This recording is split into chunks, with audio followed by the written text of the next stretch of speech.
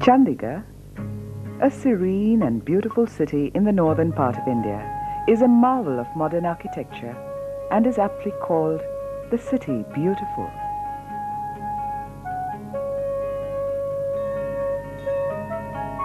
It derives its name after goddess Chandi, whose temple is located on the Ambala-Kalka National Highway passing close to the city. The city is bound by two seasonal streams, Sukhna Cho on the east and Patiali Rao Cho on the west. These streams serve as barriers to uncontrolled growth. In the north, the city extends right into the foothills of the Shivaliks, which culminate abruptly into the majestic Kasauli Range, with a height of over 1,800 meters above mean sea level.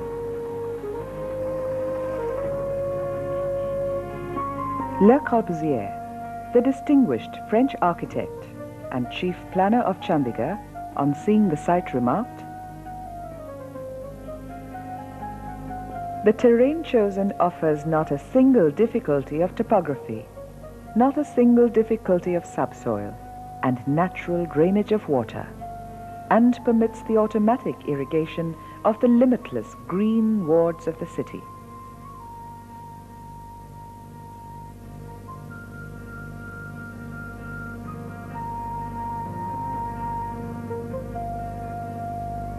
Corbusier further compared a town to a living phenomenon wherein all vital functions of life must essentially take place for sustenance.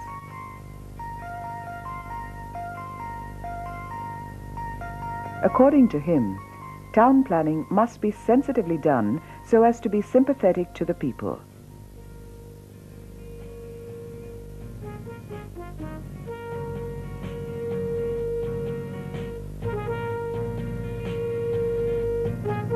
In the case of Chandigarh, the head of the human form as perceived corresponds to the Capitol complex,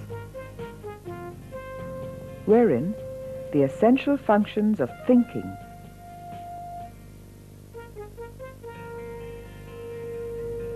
execution, and decision-making take place. Conceived as an element of the powerful complex, the High Court is the first structure designed by Corbusier in Chandigarh.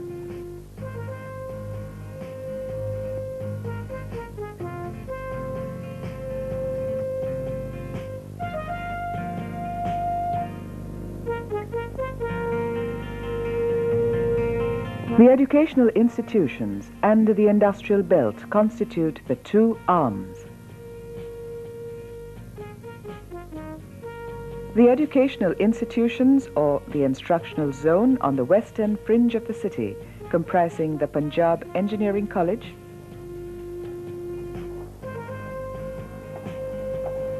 College of Architecture, Postgraduate Institute of Medical Education and Research,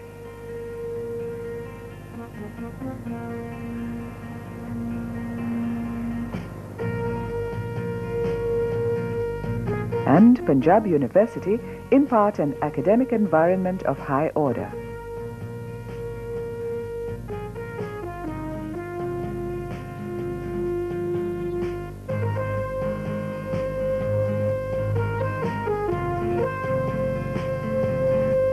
College of Art and other undergraduate colleges are also an integral part of this instructional zone.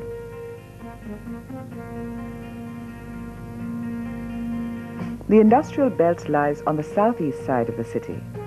It has been so located that the residential sectors are separated by a 150-meter wide green belt.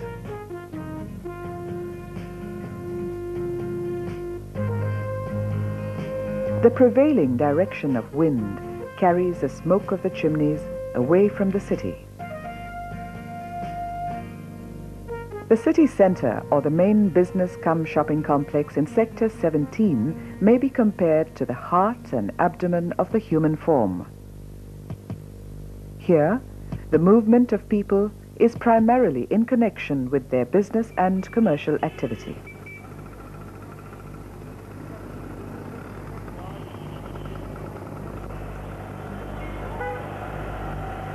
The city centre also serves as a hub of intellectual activity.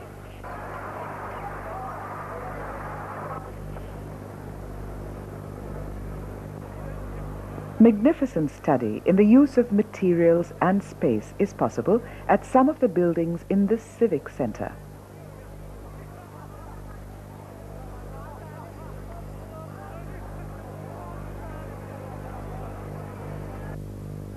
The whole area of the city centre has been planned as a pedestrian's paradise, with provision of a wide pedestrian piazza which allows visitors free access to the buildings in the city centre without their having to cross the vehicular traffic lanes.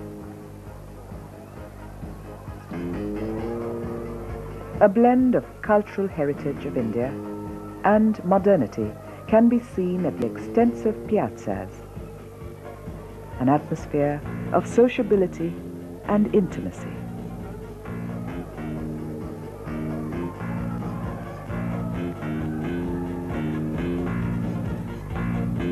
The development in the southern part of the city may be compared to the supporting structure or the legs of the human form that Chandigarh depicts. Its conspicuous feature is row housing, planned around a central open court, like the time-tested concept of the Indian mohalla, to bring about closer social contacts in the community.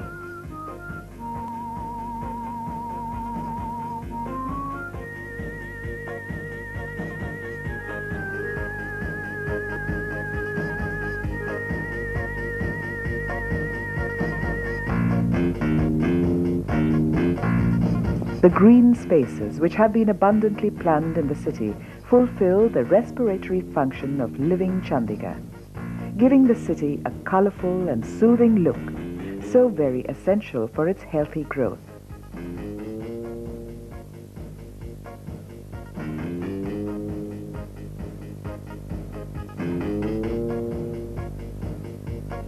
The arteries of a human being are what roads are to a city, allowing for the circulation of its population. The planning of roads has been done to provide safety from fast-moving traffic and to retain the dignity of the pedestrian.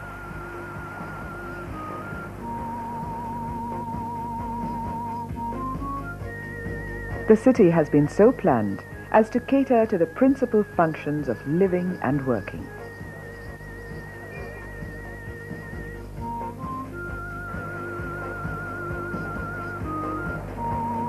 Adequate attention has been paid to carve out cultural and religious centers to enable citizens devote themselves to spiritual activities, an aspect deeply rooted in the Indian social fabric.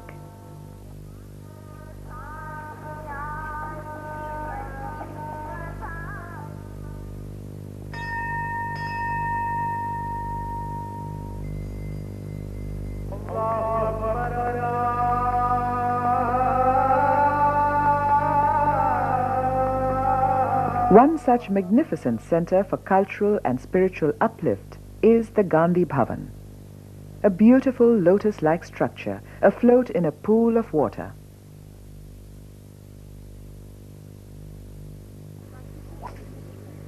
The different sports centers spread throughout the city provide opportunities for care of the body.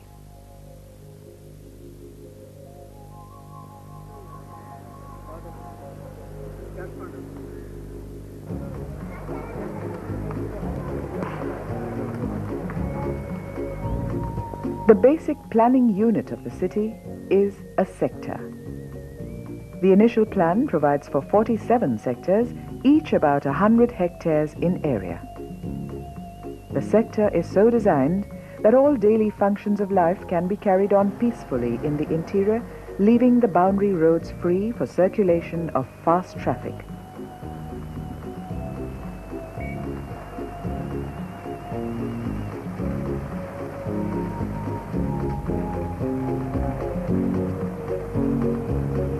The shopping street of each sector is continuous with that of the next one.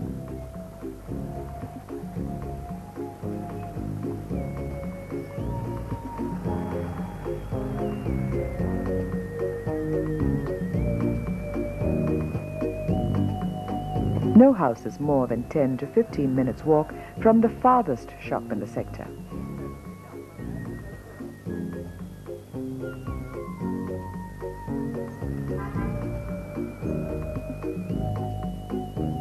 A green strip runs longitudinally across the center of each sector.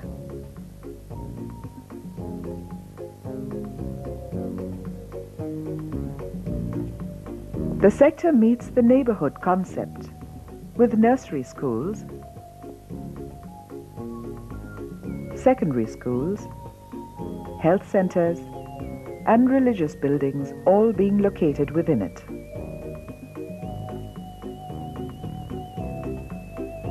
There are 13 categories of housing for the government personnel, ranging from Type 1 to Type 13.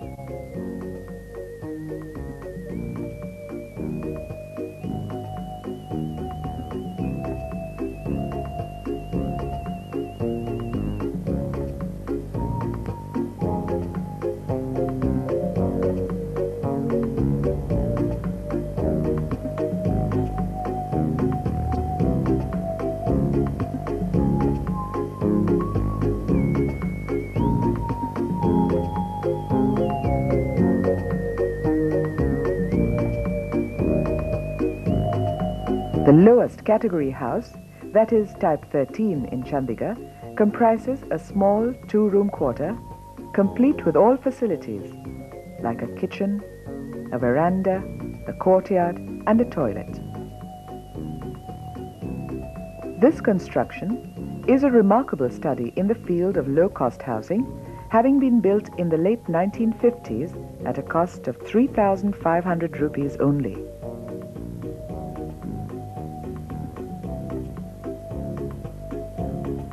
A great deal of thought was given to proper orientation, compact planning, and built-in features.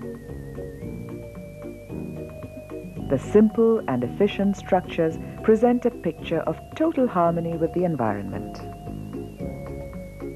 The rectangular shape of the buildings makes them airy. In accordance with Corbusier's edict, originality of building materials has been maintained.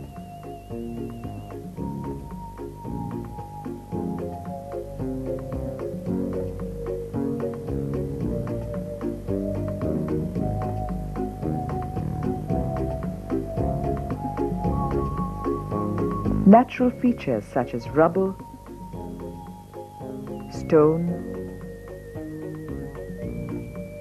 unplastered brick, and unplastered concrete have been used extensively to give good effect, and this has resulted in reduced cost of maintenance.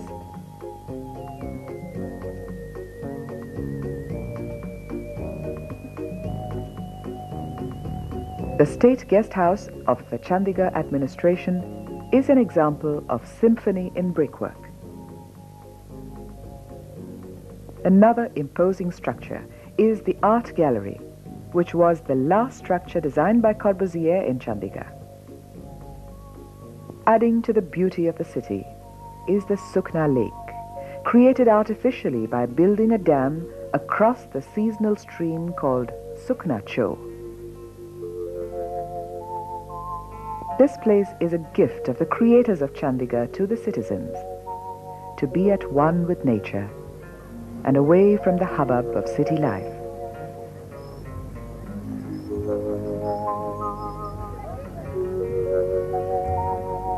This creation is a classic example of complete reclamation of land.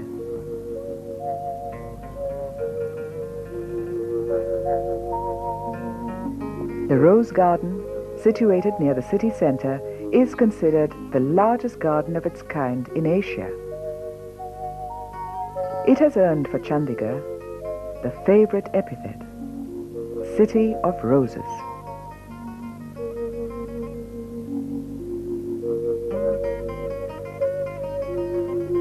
Its characteristic features are meandering walkways and plantation of roses in parterres along rolling earth mounds.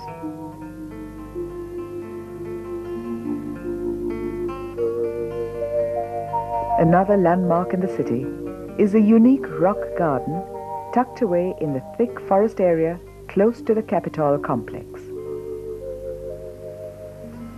It is an example of utilization of rocks, stones, and scrap.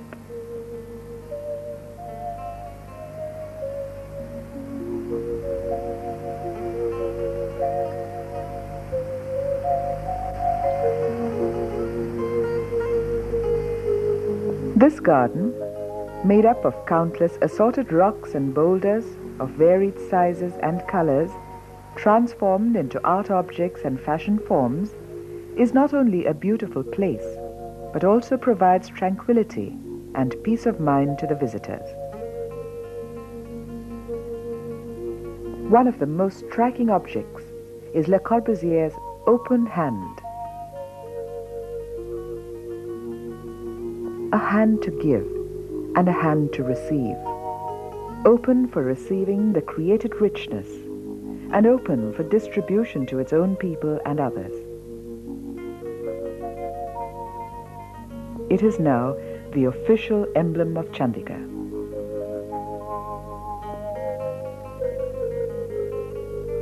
Besides influencing architecture and city building in India, Chandigarh has helped to create better living conditions for the residents.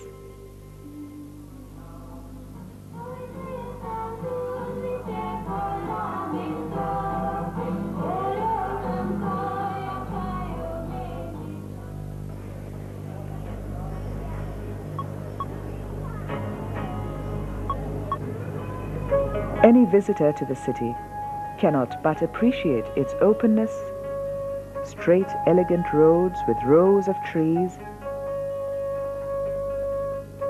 cleanliness, a certain discipline in every facet of life.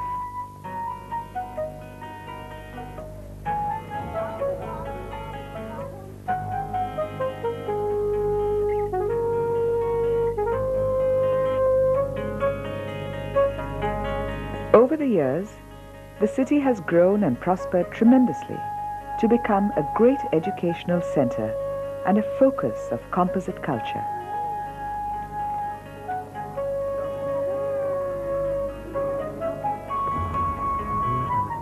Besides becoming more livable for its residents, it has shown the way to planning and building healthy habitations to the rest of the country, being the city that smiles better.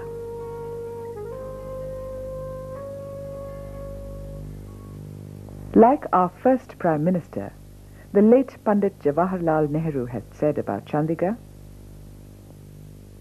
"Let this be a new town, symbolic of the freedom of India, unfettered by the traditions of the past, an expression of the nation's faith in the future."